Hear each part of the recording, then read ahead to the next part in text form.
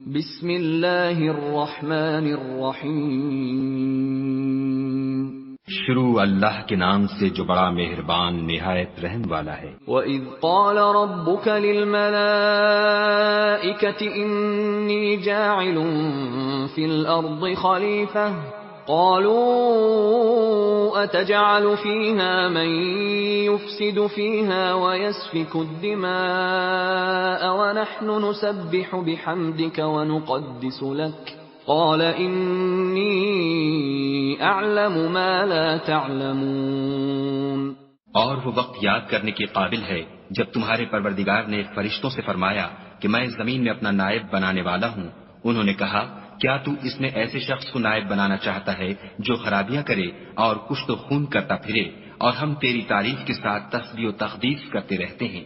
خدا نے فرمایا میں وہ باتیں جانتا ہوں جو تم نہیں جانتے۔